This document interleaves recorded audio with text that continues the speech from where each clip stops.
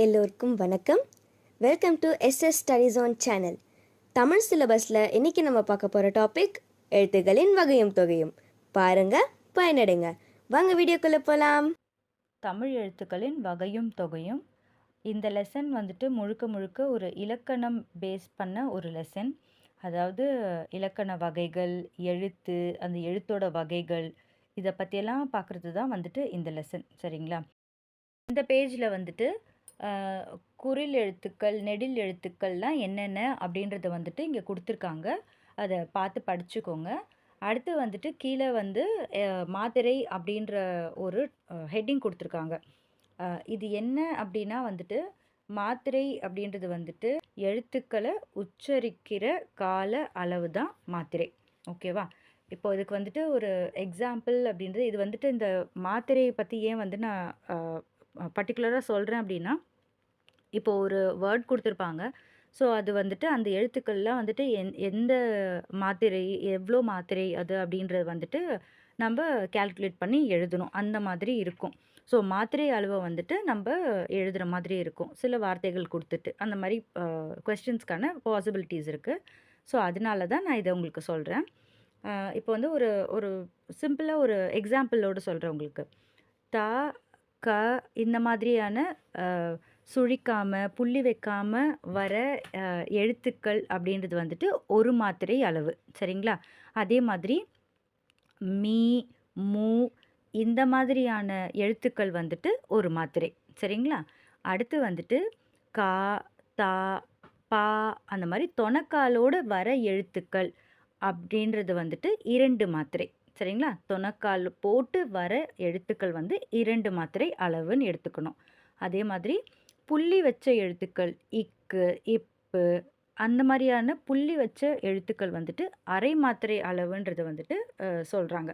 So இப்போ இந்த வார்த்தைங்களுக்கெல்லாம் இருக்கிற அளவை ஞாபகம் வச்சுக்கிட்டா, அவங்க கொடுக்குற எந்த ஒரு வேர்டுமே அதில் இருக்கிற எழுத்துக்களை வச்சு அதனோட மாத்திரை அளவை வந்துட்டு நம்மளால் எழுதிட முடியும். சரிங்களா?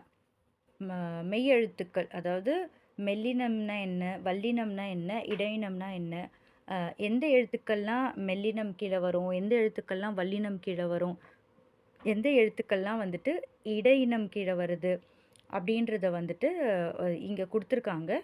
ஸோ அதையும் கொஞ்சம் ரிவைஸ் பண்ணிக்கோங்க. உயிர்மெய் எழுத்து, ஆயுத எழுத்து, இந்த எழுத்துக்களில் என்னென்ன அப்படின்னு சொல்லிட்டு கொடுத்துருக்காங்க.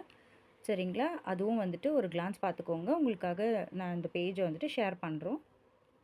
அடுத்தபடியாக வந்துட்டு பத்தியை படித்து வினாக்களுக்கு விடை தருக அப்படின்று கொடுத்துருக்காங்க. அப்படின்னா என்னென்னா, இப்போ நம்ம இங்கிலீஷில் வந்து காம்ப்ரிஹென்ஷன் அப்படின்னு சொல்லுவாங்க.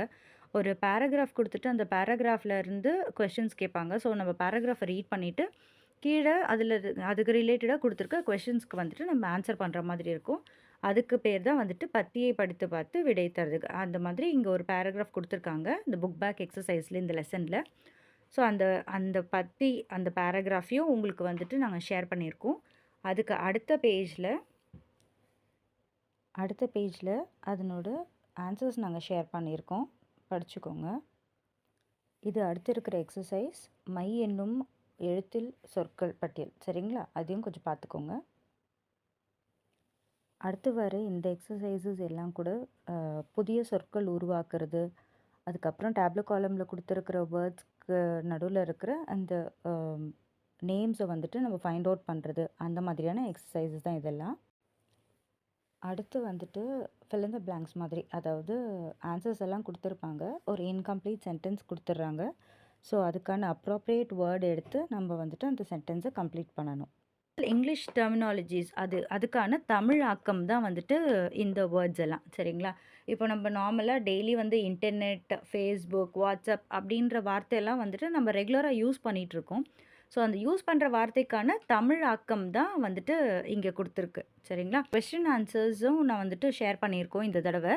அது ஏன் அப்படின்னா, இது வந்துட்டு இலக்கணம் சார்ந்த டாபிக் அப்படின்றதால நமக்கு வந்துட்டு அந்த ஆன்சர்ஸ்க்கு நடுவில் இருந்து கொஸ்டின்ஸ் வந்துட்டு எடுக்கிறதுக்கான சான்சஸ் நிறைய. இப்போ வந்துட்டு இலக்கணம்னா தமிழ் இலக்கணம் வந்துட்டு வகைகள் எத்தனை அந்த மாதிரி வந்துட்டு பிக் பண்ணுவாங்க. இது வந்து ஃபுல்லாக கொஸ்டின் ஆன்சர்ஸ் மாதிரிலாம் கேட்க மாட்டாங்க. இன்பிட்வீன்லேருந்து பிக் பண்ணி கொஸ்டின்ஸ் வரலாம். அப்போ வந்து 1 மார்க் மாதிரி தான் நம்மளுக்கு கொஸ்டின்ஸ் வரப்போகுது.